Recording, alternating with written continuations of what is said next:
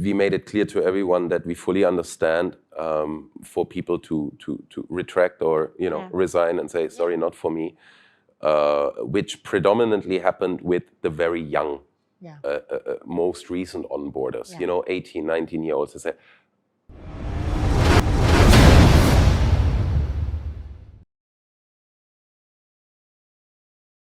welcome to Hospitality Asia channel on HAPA TV. I'm Jennifer Ong, and today we're here with Mr. Andreas Konig, Managing Director of Werners Group, and they own two beautiful restaurants, and I'm sure you've heard of one of them, which is Dining in the Dark in Kuala Lumpur, and Cielo, KL Sky Dining and Lounge. Did I get it right? Properly pronounced, Jennifer. Beautiful. Thank you. Welcome, Andreas. Welcome. Thank you for having us. Thank you for having me. Thank you for being here. And so tell us about these two brands that's under the Werners Group. And I'm sure, there are other brands that is part of the Werners Group, but let's focus on these two brands. And which one do you want to start first? In particular, well, why don't we start off with the place that is established for a longer time already, which is Dining in the Dark. Yes, yes. Yeah. And those of you who've not been to Dining in the Dark, I think the name tells you already. Yes, it is correct. You dine in the dark, literally in darkness. And I'm going to let Andreas tell you, for those of you who've not been there. So share with them what is the experience like dining in the dark. Why did you even set up Dining in the Dark, for God's sake? Like, people eat, they want to see their food, they want to know what's there, they want to look at presentation. How did this whole concept come about? And there is, in fact, one more element that when you just mentioned you want to see your food, a lot of people who understand who we are and what we do say, well, I saw it, I thought about it, but I'm quite unsure whether I should really do it or not. Because why the hell on earth would you want to go into a dark room for a dinner, right? Absolutely. And that to be honest, Andreas, that were some of the questions I was asked when, I invited some friends. And they said, Jen, are you crazy? Why would I want to go dine in the dark when I could dine in the daylight? Yes. Yeah, so tell us to give you a bit concept. Of background, Dining in the Dark is, as a concept, actually almost 50 years old. And the original was founded out of all places in Switzerland, actually. And it quickly gained popularity as an experiential dining affair. Right. And so our Dining in the Dark is now celebrating its 11th year. In Malaysia. 11 already. Yes. Wow, that's a long time. And well, there were very polarized opinions internally on whether the concept would succeed. Correct. Or whether the concept's going to be a flash in the pan and then it's gone. It disappears, yeah. I have to admit that I was the one who thought it will be a flash in the pan. And my boss proved me wrong. Right. But by now I do understand the underlying dynamics of why it apparently still gains traction and interest in people. So why this concept? Experiential dining. Why take away? We all have five senses. Yes. Right? Why take away the sight sense? It is quite interesting, and the way this all happened was through coincidence. A Dining in the Dark establishment was built in Bangkok, Thailand, and on a field trip to Bangkok, my boss went into that place and was fascinated by it. And when he returned, a big element of the whole idea was actually, to some degree, a corporate social responsibility element.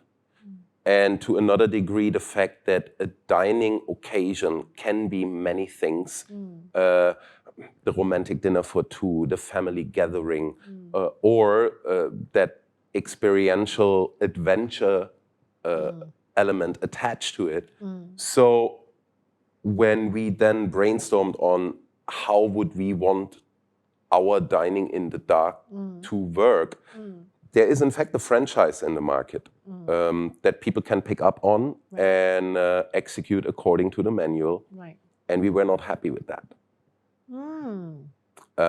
For one simple reason, the structure of the dining journey was that when you arrive, you get a menu of which you choose what you're gonna eat. Right.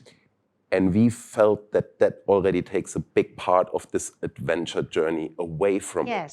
So we said, could we afford to gain the trust of our potential customers and tell them, you're going to be in for a 4-course, 14 different texture and flavor expression journey with us promising you we don't put anything funny on your plate. Right. So you wouldn't get the insects or God knows. It's very continental and not too spicy. So that was the core. And we said, okay, how do we bring that journey forward? And so, long story short, we tied up with the Blind Association of Brickfields. Right. And came across a very young lady by the name of Nicole. If you see this, Nicole, hello. Hi, Nicole. Nicole, visually impaired, very smart lady who initially applied for being our piano player in the darkroom. I see. Because we thought how to complement this dining affair with some background music that's not too, lovely. But she had much more to give than just being the piano player. So she, in fact, traveled with my partner, 5 Dining in the Dark, across the globe. So they went to London, they went to Paris, they went to Berlin, they went to Thailand. Right. And from there took then all the feedback that they gathered and we built our own. Right. Yeah. So she was instrumental in which part particularly? Particularly about the way food was served, understanding from a visually impaired person how the wait personnel can go about a table layout in a pitch black dark room, and how to communicate so that you don't bump into each other, and all these kind of nuances, and how the plates are organized. How can our blind waiters identify, for example, one guest in a party of 5 has a serious food allergy. So one guest cannot take nuts, one guest is vegetarian or vegan. And so we developed and designed our own plateware with markings.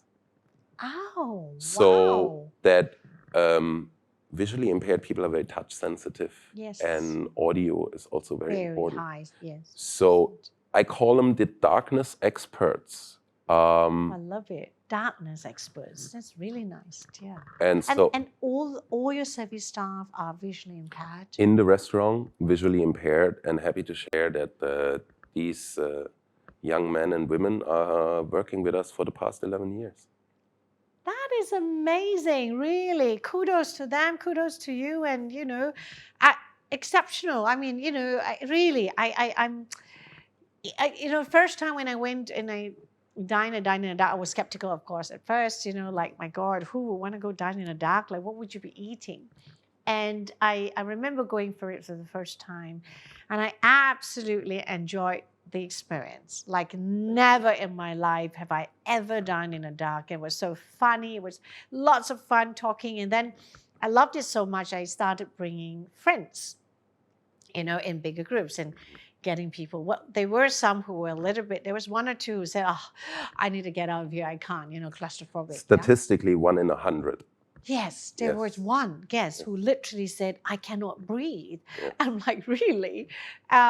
So we, so he got out and he had his cigar and stuff. But then he came back in and said, okay, I'm fine now, So the entire experience, I must say, Andreas, is exceptionally mind-blowing, literally mind-blowing. I think what ensured the longevity of the product is that the dining experience you have can be different things for different people and different groups. You go in as a couple, you go in as an icebreaker session with your team for an event.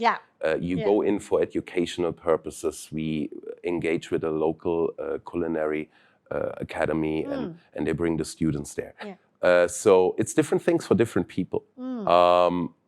And in particular, like one scenario of like, I never forget 5 young ladies, I'd guess them to be anywhere between 19 and 22. Had a friend outing, said, we're gonna do this. And they came in and before you get pushed into the dark room, you're gonna get a briefing session outside, Yes. and you play a game, and you get a little taste, Yes. and then you have to lay off of any potentially light-emitting devices, including phones and watches that. Those girls, up to the point they play games, they were all happy, and then when we said, "Would you please surrender your handphones?" It was like, which 20-year-old would like to give up their phone, right? And we said, do not panic, they're safe. We have a locker room, so we lock them up. You get a key bracelet, you take that with you, and when you come out, you retrieve your items. Very reluctant.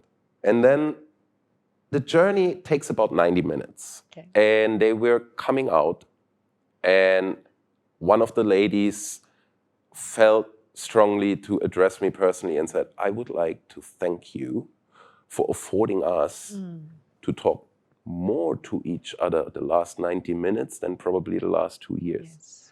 Yes. So it can enhance communication, because you are not distracted by anything. Absolutely. So, and you're using all the other senses, right? You're using, you don't have the sight. You listen more. You listened, you smell, you taste.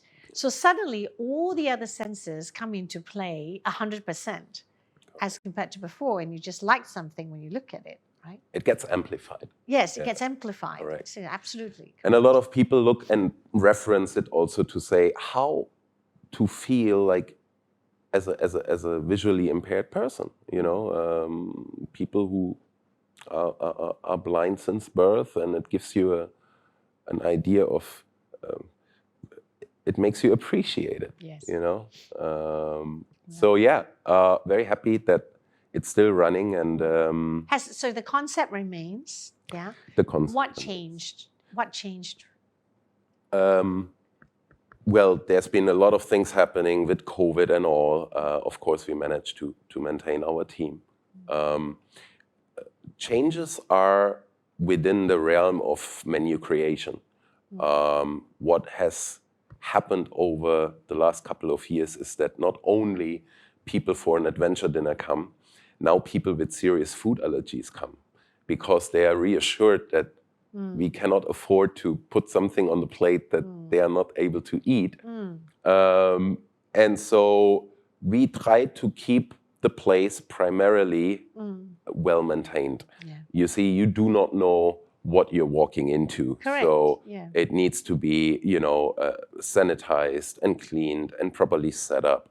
And so these are elements that you as a customer don't see, but maybe sense. Yeah. And so it was quite a challenge to build the place in its entity. So you know how sound travels. So our walls are carpeted. I don't mind sharing that. And in order to walk in, you got to form a choo-choo train with your blind waiter in front to go in through a labyrinth of curtains, so that really no light from the outside can protrude into. So it's the maintenance of it, which in general restaurant operators know. Maintenance is a big part. Your place anyway. And then we do seasonal menu changes, right? So symphony of flavors, since some people become regular or visit more than once, quarterly we overhaul the menu. Yeah. Okay, that's really brilliant. I mean, it's again, I think it's one of those destination restaurants that you need to visit when you visit a country and you want to have that experience. And it's that's the thing. We eat every day.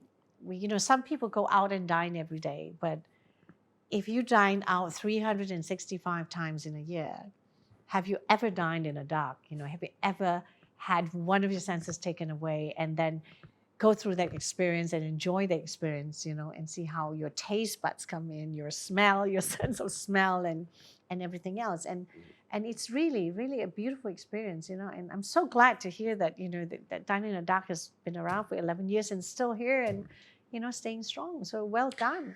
Touch wood. Yeah, thanks to the team. Thanks to everybody. Okay, so just a little bit backwards. How did Dining in the Dark stay afloat during COVID time?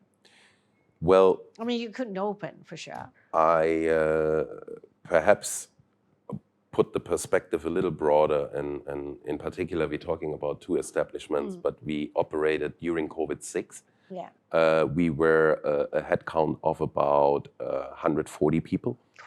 And so for different operators, challenges are similar. But one person I recall put it nicely. They said, we are all sitting in different boats, but we are riding the same stormy sea.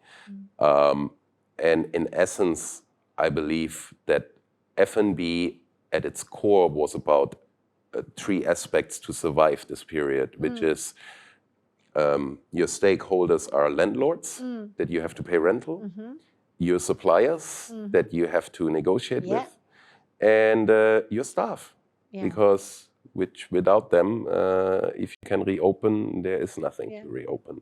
So it was these 3 cornerstones where there was, it was a pressure test on company culture. And here we are coming out of it. It was literally the negotiation on all aspects. And because we been in the market for 18 years, and thanks to my boss, very old school traditional guy, Werner, you know him. Yes. Relationships matter. Yes, absolutely. And so it was really in the combined effort of suppliers affording us repayment schedules. Okay. And we said, let's not wait for them to ask for the money.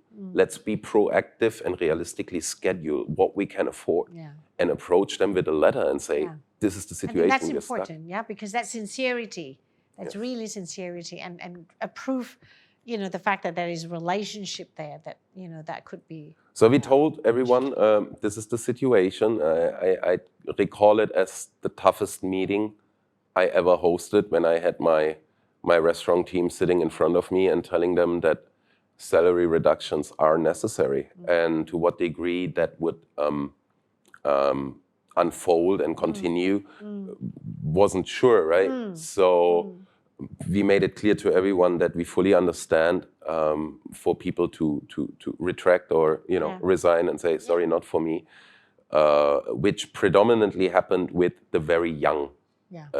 Most recent onboarders, 18, 19-year-olds, they say, I think I go back to mom and dad.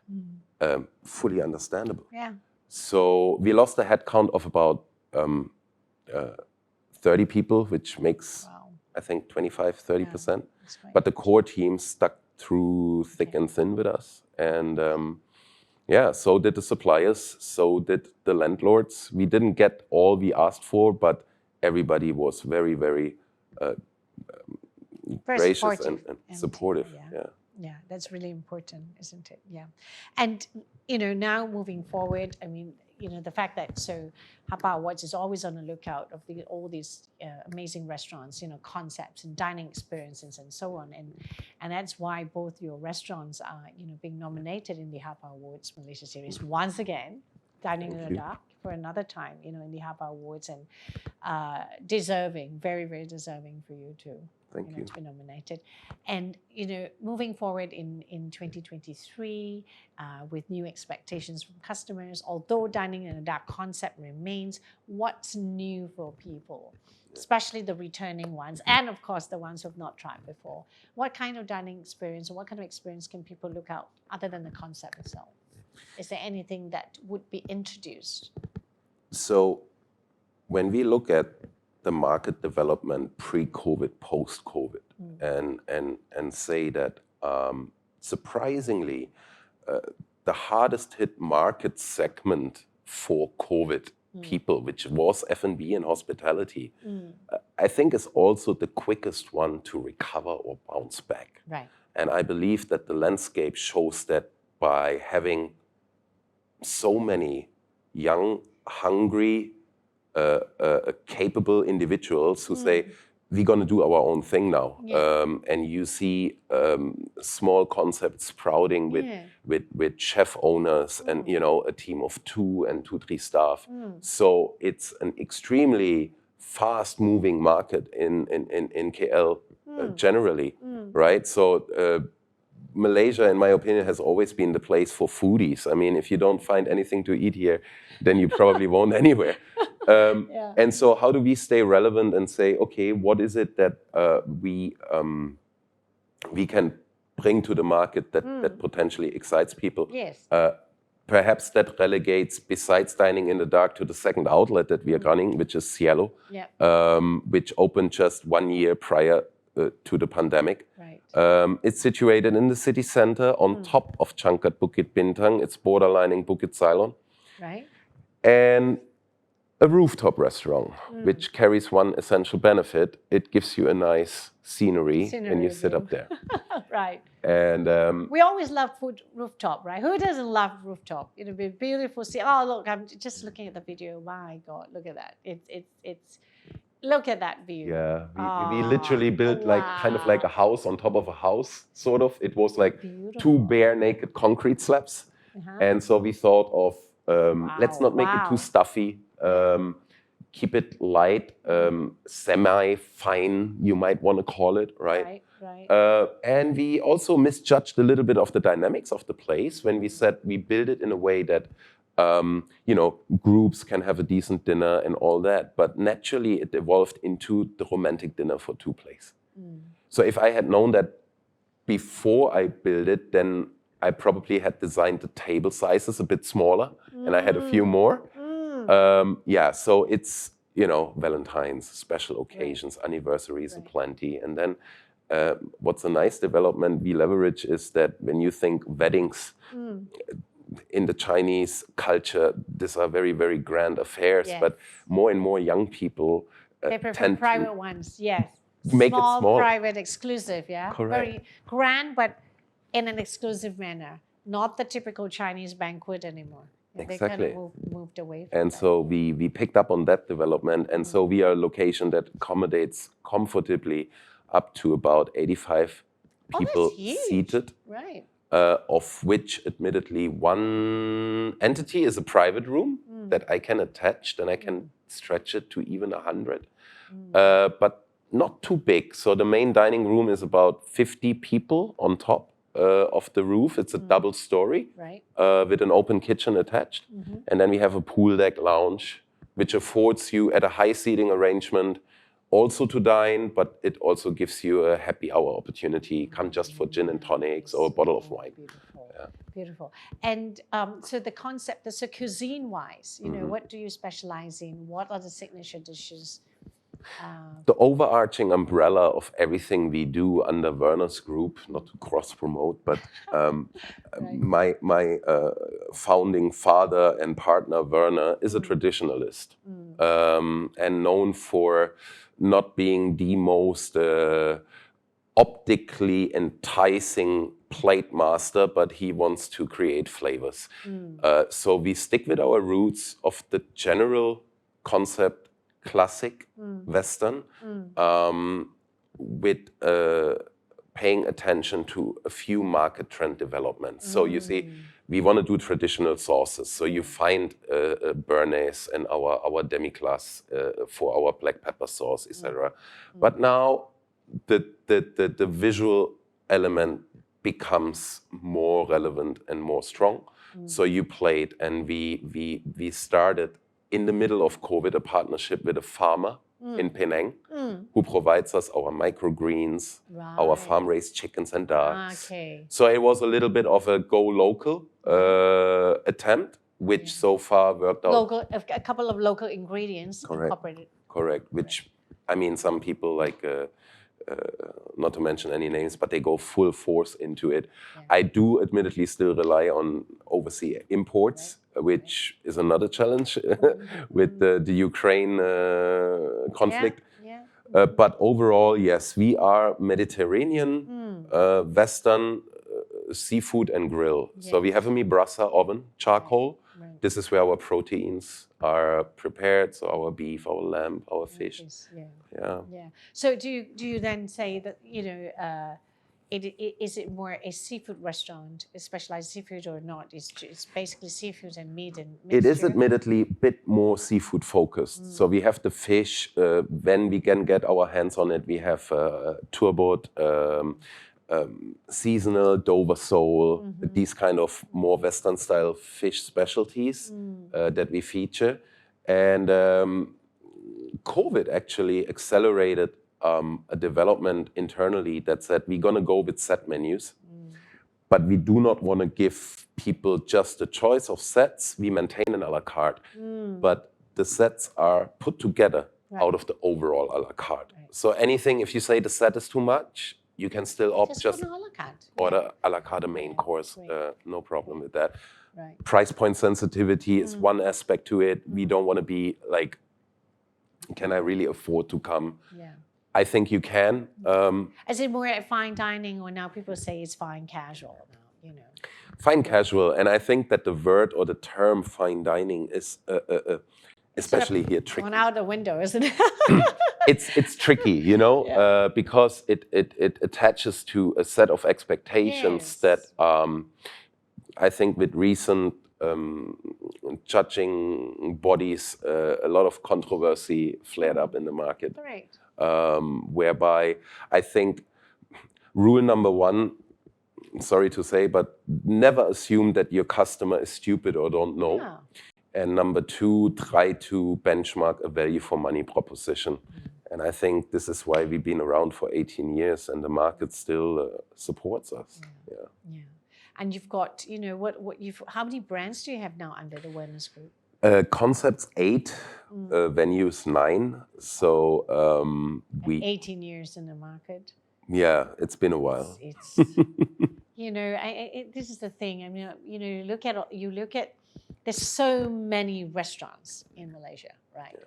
But there are a good number of group of restaurants that has many brands and different concepts, and then they all work and make it work. There's something about that. There's something about these brands. There's something about these entrepreneurs who somehow got it right. Just somehow got it right. Yeah. An element of magic, a little bit of luck, but somebody defined luck as preparation meets opportunity. Yes. So it's a work-intense job scope, hospitality in general, not for everyone. Yeah. For us, it became lifestyle. So you constantly try to see what needs to be tweaked, and the best feedback you can get is now you have review portals. People go to Google, people go to TripAdvisor and various other channels, and you better listen. Right? So it always gives you a good indicator of what's the satisfaction level of a consumer. And yes, so we have our ups and downs, and then when you feel that it seems to go out of line here or there, you got to take action, you know. I love that. I love that, you know, and that's exactly right. You know, what Andreas said is really right. When things doesn't fit very well anymore, it's time to take action, you know, make changes, be flexible, you know, get to the movement, be relevant. I think that's the key, you know, one of the key successes of F&B entrepreneurs and groups, you know, like yours. Yeah, beautiful. Very, very nice. Thank you so much, Andreas. Thank you. Yeah, thank you for being here. Thank you for sharing, you know, with us what, you know, 2 of your most amazing brands in restaurants. And I can't wait to see more of it and, you know, more things coming up your way. And our way. Great. See you on the red carpet for sure, yeah? Thank you very much, Jennifer. Thank you. Okay. Thank you so much for joining us. That was Andreas Konig, Managing Director of Werners Group. And today we spoke about two of the amazing restaurants, of course, Dining in the Dark and Cielo Sky. Cielo. I got it right. Cielo Sky Dining and Lounge. Thank you for following HAPA TV on Facebook. We're also on Instagram and LinkedIn. And we'll catch you up with more episodes. See you then.